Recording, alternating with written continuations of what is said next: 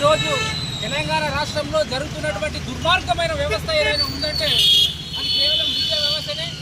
ఈరోజు డోన్ వాంగ్చూమ్ అనే వ్యక్తి 20 రోజులైనా కూడా ఇప్పటికీ ఆమరణ నిరాహార దీక్ష చేస్తున్నప్పటికీ ఆయన దగ్గరకు పోయి ప్రభుత్వం ఇప్పటికీ చర్చలు జరుపుతలేదు.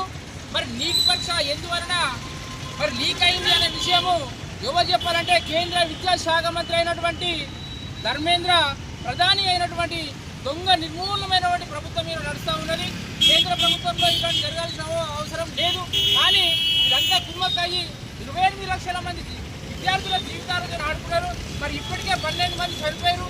ఈ సమస్య కనుక ఢిల్లీలో జంతర్ మంతర్లో జరుగుతున్నటువంటి ఈ సమస్యను అక్కడికక్కడ పరిష్కారం చేయకపోతే తెలంగాణలో ఉన్నటువంటి తెలంగాణ రాజ్యాధికార పార్టీ సంపూర్ణ సభను కాంగ్రెస్ జనతా పార్టీకి మరి నిర్వహిస్తుంది, సంపూర్ణ పద్ధతి జరుపుతా ఉన్నది.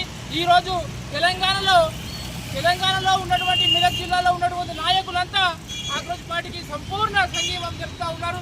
ఇదే కనుక భవిష్యత్తులో ఇదే కనుక రిపీట్ అయితే మళ్ళీ జరిగితే ఎక్కడికక్కడ తెలంగాణ రాష్ట్రంలో 33 జిల్లాలలో ఎక్కడికున్నా అక్కడ ఎక్కడెక్కడ ర్యాలీలు ధర్నాలు చేస్తామని ఈ సందర్భంగా కేంద్ర ప్రభుత్వానికి కానీ మేము డిమాండ్ చేస్తా ఉన్నాం. ఇలాంటి దొంగ ప్రచారం చేయడంలో మరి ఎవరైతే ధర్మేంద్ర విద్యాశాఖ మంత్రి ఉన్నాడో ఆయన వెంటనే రాజీనామా చేయాల్సిన అవసరం ఉంది. నేషనల్ ట్రస్ట్ ఏదైతే ఉందో అది కూడా వెంబడే రద్దు చేయాలి. లేకపోతే లేని పక్షంలో తెలంగాణలో ఉన్నటువంటి విద్యార్థి సంఘాలు అన్ని కలిసి ఏకతాటిగా మరి ధర్నాలు రాస్తారోకలు జరుగుతాయని మరొకసారి హెచ్చరిస్తున్నాం. ఇది తెలంగాణ రాజ్యాధికార పార్టీ పూర్తి సంఘీభావం తెలుపుతున్నటువంటి విషయం.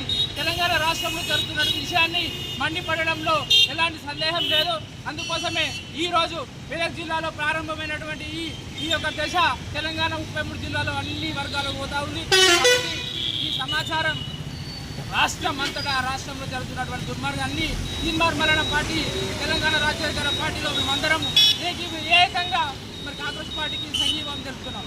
విద్యాశాఖ మంత్రి రాజీనామా చేయాలి. కేంద్ర విద్యాశాఖ మంత్రి రాజీనామా చేయాలి. కేంద్ర విద్యాశాఖ మంత్రి రాజీనామా చేయాలి.